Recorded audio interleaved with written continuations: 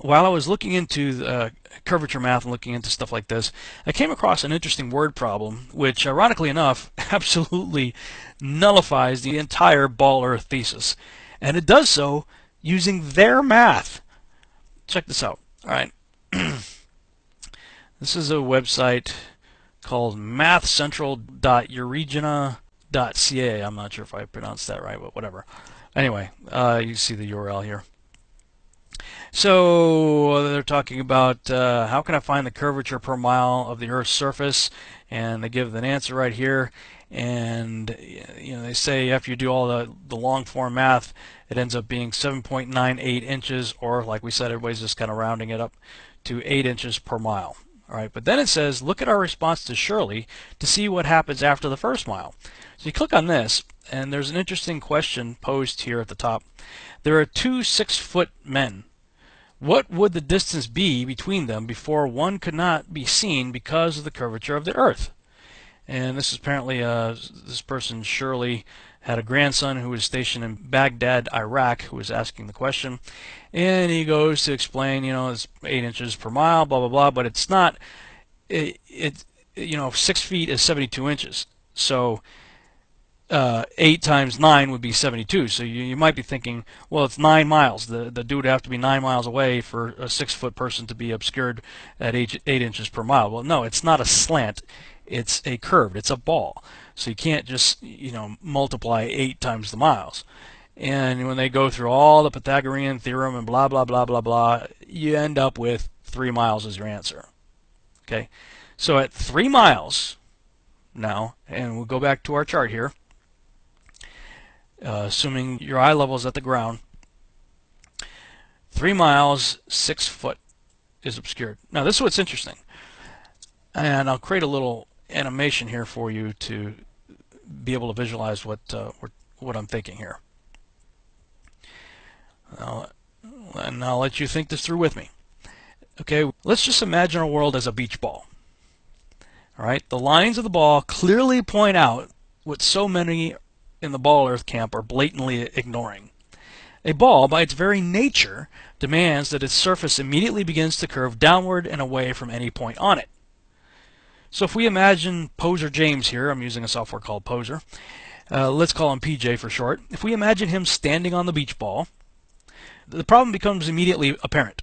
Okay, he's standing on a ball. Immediately the ball is curving downward and away from his feet in all directions. That's what a ball does. And it doesn't matter how big the person is, nor does it matter how big the ball is. But let's go ahead and shrink PJ and enlarge the ball for the sake of example here. Now, notice the lines are still curving downward and away in all directions, even though he's getting smaller and the ball is getting bigger. This never changes with scale. Okay, now let's zoom into tiny PJ on the massive ball here and consider the curvature word problem that was brought up by this individual serving in Iraq. If PJ was 6 feet tall and he had a clone, who was also 6 feet tall, right, who walked 1 mile away from him, the ground his clone would be standing on would be 8 inches lower than the ground that he was standing on, right? Again, the curvature math is 8 inches per mile squared. So the first mile, 1 times 1 is 1 times 8 is 8 inches. So the ground from point A to point B is going to be 8 inches below point A. All right, you with me so far? Now, if the clone had a clone who walked another mile away, that clone's ground would be 32 inches below PJ's ground. Why? Because it's 8 inches per mile squared. 2 miles, okay, 2 times 2 is 4 times 8 is 32. So the ground that clone number 2 is standing on is 32, almost 3 feet below the ground that PJ is standing on. And if we had yet another clone who was to walk 1 more mile, his ground would be 72 inches or 6 feet below PJ's. Thus, the top of clone number 3's head would be even with the bottom of PJ's feet. I know for some of you the gerbil just jumped off the wheel, so let's look at it again. This time we'll check it out from a different angle. Again, PJ's clone walks 1 mile away. The top of his head would be 8 inches lower than PJ's. Another clone walks an additional mile, and the top of his head is then 32 inches below PJ's. The third clone walks 1 more mile, and at just 3 miles away from PJ, The ground clone number 3 is standing on is 6 feet below PJ's. Thus the top of clone number 3's head is going to be even with the bottom of PJ's feet. Now, I'm not trying to see whether or not the person can see the other person. What I'm trying to show you is the issue of the ground level. The ground level is the issue that I'm focused on with this example. Because if clone number 3's ground is 72 inches below the ground that PJ is standing on, it's going to be physically impossible for PJ to look straight ahead or to the left or the right or behind him and ever expect to see the horizon at his eye level. It cannot be done. I'm going to say it again. If you're just looking straight ahead, there is no way the horizon could ever be at your eye level. When the ground you're standing on is immediately beginning to recede away from you in every direction, you're standing on a point on a ball, supposedly. The ground you're standing on immediately begins to recede away in every direction 8 inches per mile squared. Now, I understand we're not on a perfect beach ball, but you actually compound the problem if you start using the argument, well, there are, peaks and valleys and hills and mountains and plateaus and canyons and blah, blah, blah. All you're doing is pushing the problem further out, and eventually you, the ball earther who uses this argument, are the one who's in danger of falling off the edge of something, because you can extend that out only so far, and then you're going to have to correct the terrain back to that 8 inches per mile squared so that you can have your 25,000 mile circumference ball. Or pair if you choose to go by Neil deGrasse Tyson.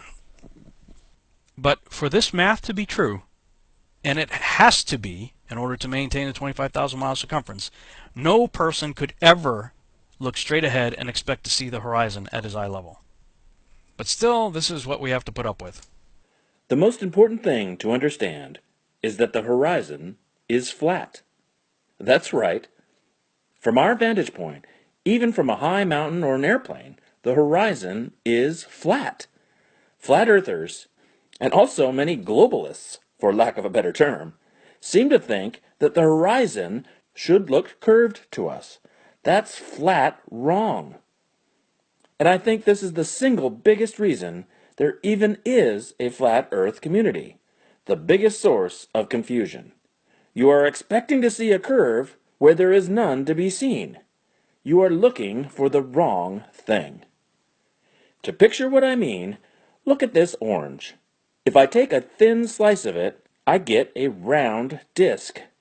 The edges of it, where the knife cut through, is a flat circle. That is what you see when you look at the horizon, the edges of a circle. The edges don't curve side to side, they run straight across our view. And since we are always in the center of the circle, they don't curve down. My first question is, why is this dude wearing fingernail polish? But I guess everybody's entitled to their thing. But my other observation was, after he said, if I take an orange and slice it off, sorry, you can't do that. If your orange is representing the Earth, you've got to leave its spherical nature intact. You can't slice off the top of the sphere that you're using as your example and then say, that's why everything's flat, because I just sliced off the curve. I don't know. Anyway, let's go back to Captain Fingernail Polish and see what other piece of amazing logic he has for us.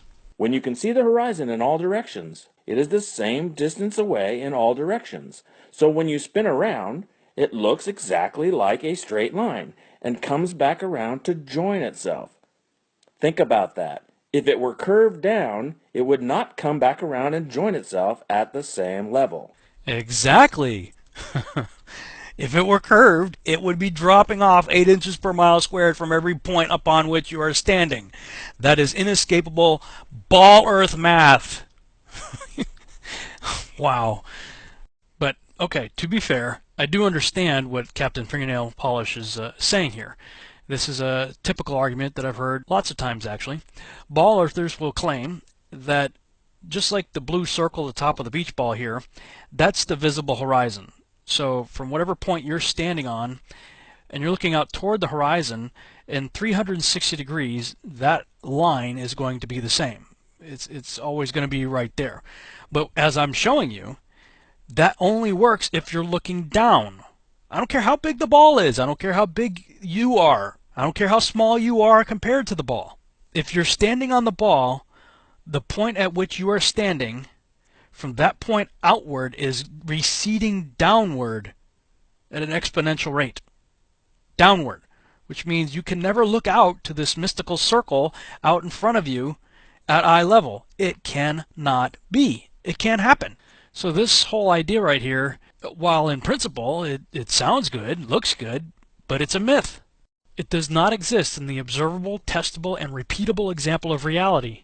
According to Pythagorean math, the 25,000 mile circumference ball Eratosthenes invented does not allow for us to ever be able to see the supposed edge of a horizon that presents itself at eye level. Yet whether we're on the ground or flying up to 37,000 feet in an airplane or sending up a weather balloon to over 100,000 feet, there's that totally flat horizon straight ahead at our eye level. Always. That's simply not possible if it's receding downward and away from us at a rate of 8 inches per mile squared, which is what it must do. But once again, in reality, we don't see this. Therefore, this whole idea that's depicted here and that was depicted with the slicing of the orange, that whole idea is a myth. It doesn't exist in reality unless you're looking downward, which I don't know about you, but I don't go around in my everyday life looking at the ground. I stand straight up and I look straight out, and there's the horizon at my eye level. Not possible with Pythagorean math on Eratosthenes' ball. And speaking of myths, people who think ships are disappearing over the curve in less than 10 miles distance, it's got to work both ways. I mean, if we're on a ball, then when the ship is going away from you on the, let's say, the z-axis, going, from you to a point away from you, and it's rolling over the ball in less than 10 miles, then you should have the exact same effect looking left to right on the x-axis. You should be seeing ships rolling up to the top of the ball and rolling down on the lateral x-axis. I mean, if it's a ball, they got to be rolling both ways, away from you and side to side. We never see that though. You can go to the beach and do a panoramic shot and put a parallel line over it, and from end to end, and this is a lot more than just 5 miles, there's no perceived curvature here. None. Flat as a pancake. And in fact, these are some pictures I took on the beach at Malibu, California. And I went from there way up into the mountains above Pepperdine University and looked out. And I mean, easily there's got to be probably close to 100 miles left to right. The distance on the horizon there, it's got to be, quite a bit there. Put a parallel line over it, flat. So you can't have it both ways. You can't say ships are rolling over the ball on the z-axis without having the same exact perception on the x-axis. I was thinking about that while we were on Lake Michigan. We were on the east coast of the lake looking toward the west. And so if you're standing on the east coast looking toward the west and you claim that ships are disappearing in 3, 4, 5, 10 miles, whatever distance, then people who are standing on the southern coastline would make the same claim. If they're on the south looking toward the north, they would say the same thing. Oh, I see ships disappearing in 3, 4, 5, 6, 7, 8, 9, 10 miles away. So if the person standing on the south coast looking north is claiming that ships are disappearing, and the person standing on the east coast looking west is saying the same thing, then both people have to observe the alleged curvature that the other person is claiming their ships are going over. Therefore, like I said, this whole idea of the eye-level horizon being equal, as depicted here, or as depicted when you slice off a piece of an orange, is a myth. All right, let's continue. There's a handy website that will calculate the distance to the horizon for any viewing height, and it also tells you how much of an object will be hidden behind the horizon if it's past the horizon. The site is metabunk.org/curve. So I went there, and this is the calculator that's there, and you can run all the same calculations that I showed you in the other websites. It works very much the same way. But this is what's interesting to me. Let's look at this graphic right here on the bottom. See, they always got this thing in the middle between the observer and the target, and it's called the bulge. And they'll have you believe that everything you're looking at is on the other side of a big hump, a big bulge. You're always going to have to walk uphill first and then walk downhill to get to wherever you're going. In all of these examples, it's always this way. Okay, they got this target, over here, and the observer over here, and this big bulge in the middle. And that's what all these ballers would have you believe, is that everything you're looking at is on the other side of a big bulge. You're going to have to walk or drive or swim or take a boat or fly over to get to. And somebody else has done videos on how big that bulge would be if you're flying from like Los Angeles to Hawaii. I mean, it gets quite absurd when you start putting it into these terms. But let me just simplify all of this for you and bring PJ back into the picture. Now he's standing on top of the ball, right? But I'm going to slide him over to the observation point here. Now I'm keeping him perpendicular to the ground. Now, do you see the problem? The only way he could be looking toward the top of the bulge is if he's tilting his head down. He'd have to be looking down. He couldn't be standing straight up, looking straight out. The only way he's going to see the curve is if he's looking down. Let's keep PJ looking straight ahead, and I'm going to slide him down so that his eyeball essentially ends up on the ground, looking straight out. And you're going to see the problem here. Look, at ground level, if his eyeball is on the ground and he's looking straight out, the ground is beginning to immediately curve downward. There's no bulge. There's no bulge. Balls, it don't work that way. If you're standing perpendicular on top of it, and then you point on the ball, but yet every single curvature chart you're going to find is going to show this same kind of nonsense, where they either have the observer or the target at ridiculous angles, or they're forcing the observer to look downward, such as in this example. But there's also plenty of others that depict essentially the same thing. In fact, if you go back to the Channel 57 ABC News Report, Skyline Skepticism, the Lake Michigan Mirage, you remember the weatherman said, now we have a lot of web extras with this story. Log on to abc57.com after this newscast. You can see the time lapse, a short lecture by Dr. Rennie, and how you can calculate how far you can see to the horizon based on your location. Reporting live, I'm Chief Meteorologist Tom Coombs. So let's check that out. Here on the website, scroll down, and he's got this link right here. How far away is the horizon? If you click on that, it takes you to this page right here.